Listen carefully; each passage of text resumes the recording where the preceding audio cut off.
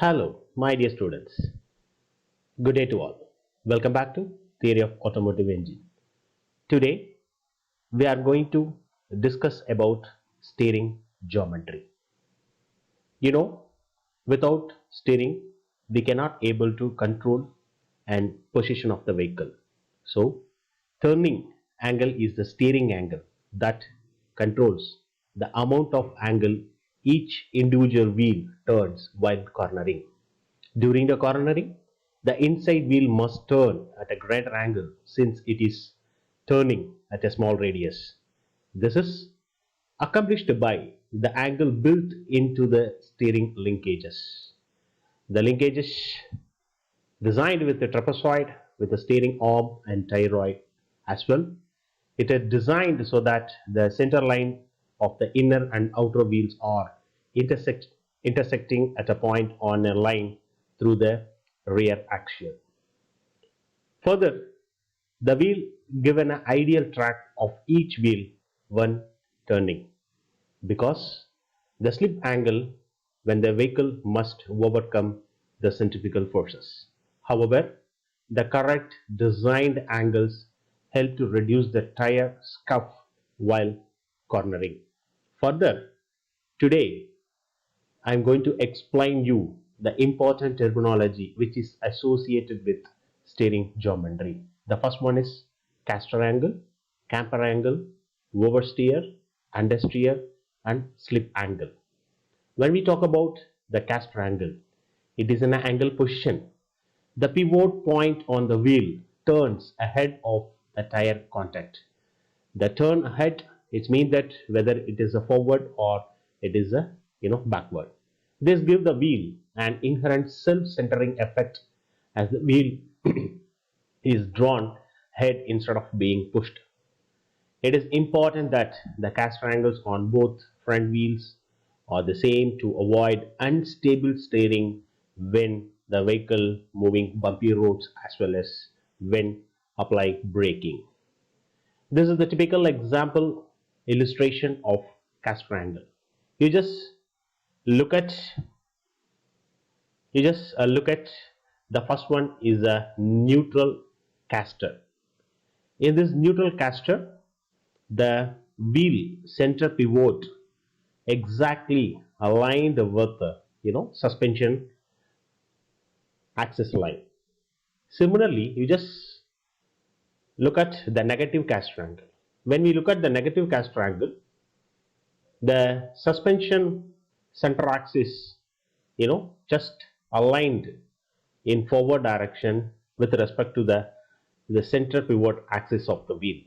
Similarly, when we discussed about the positive caster, when discussed about the positive caster, the suspension axis just aligned behind the of the pivot point of the center axis of the wheel. Further, when we get into this camper angle, this angle is measured from the gravity vertical line to the wheel plane. When the wheel is tilted outwards, the camper is positive. Similarly, when it is tilted inwards, the camper is negative. The correct value depends on the actual design of the suspension system.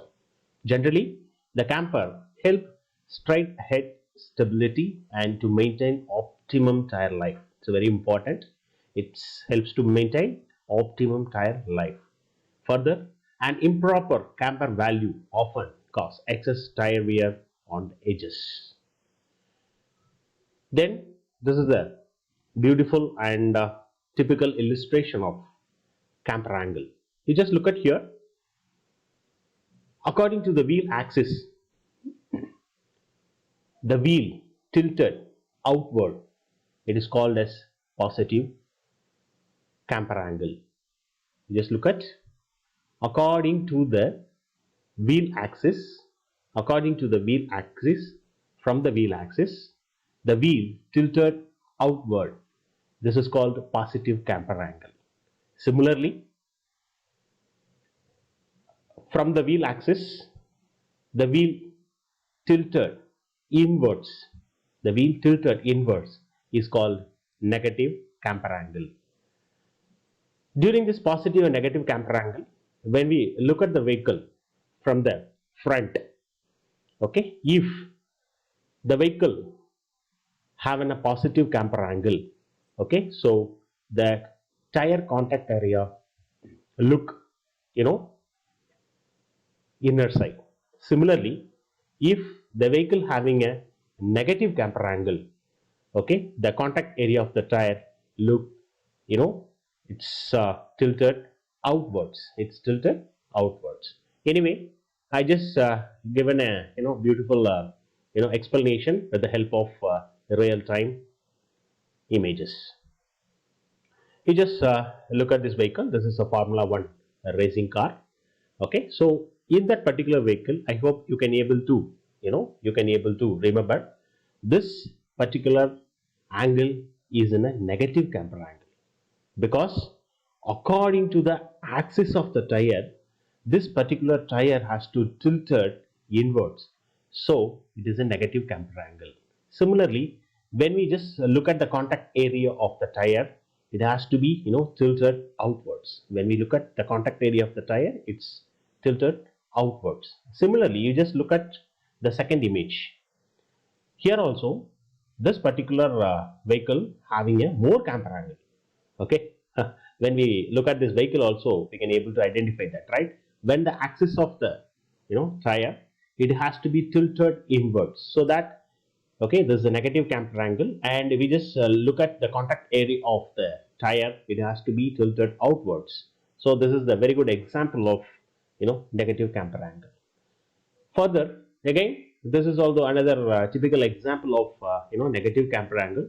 On this particular Formula One racing car also, it has to maintain negative camber angle.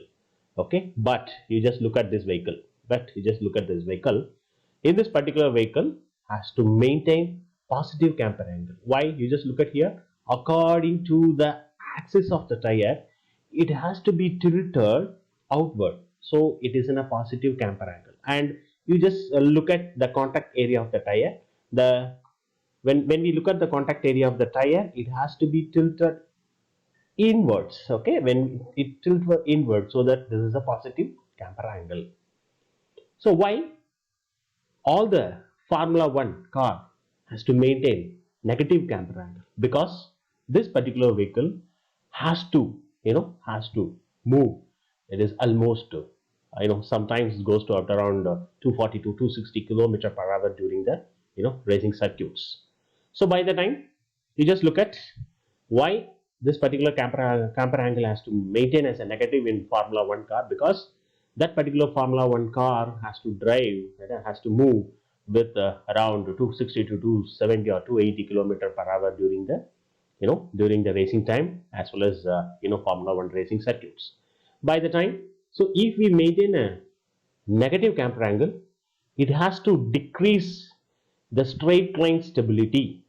So then you ask me, sir, if it is the particular vehicle stability is decreased when it is going straight. Yes, you just think of it.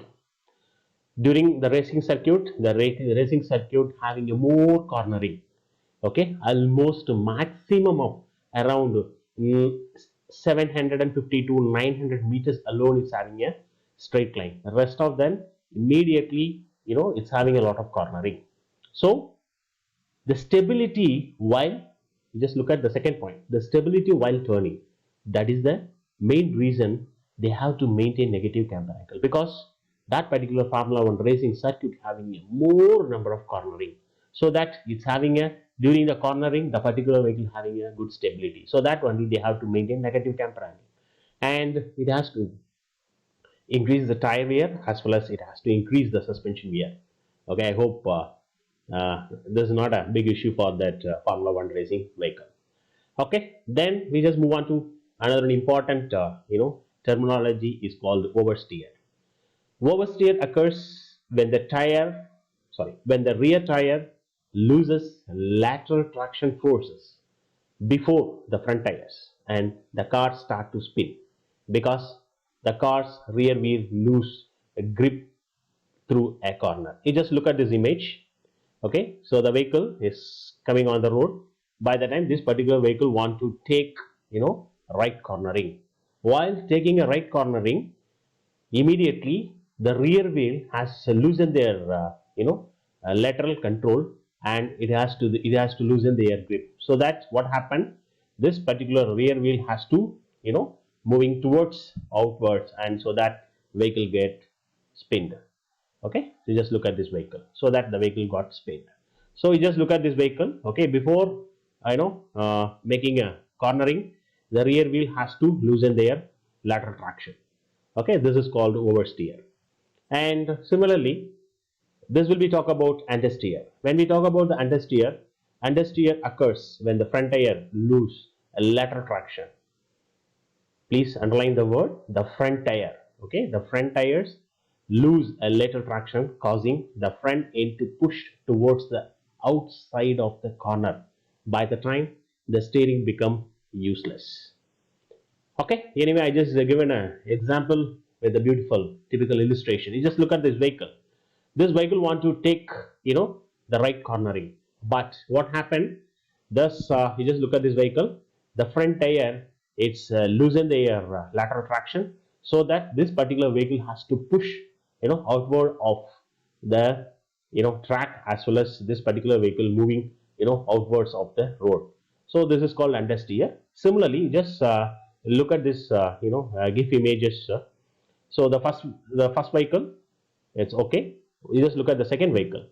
While it's taking a, cornering, this particular vehicle, completely loosen their, lateral traction, so that that particular the second vehicle, it is pushed towards the out of the road.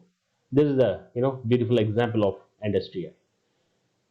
The last important terminology is slip angle. It is in a basic term. Slip angle is the difference between the direction of the vehicle is traveling, as well as the direction of the body of the vehicle is pointing. Okay, just look at, it's a difference between the direction of the vehicle is traveling and the direction of the body of the vehicle is pointing. Okay, it's called slip angle. You just look at this image. So while cornering of this particular vehicle, you just look at this wheel. Okay, while cornering of this vehicle, you just look at this wheel. The wheel direction shows on related to this particular arrow mark, but the vehicle body is pointing on this, true heading angle.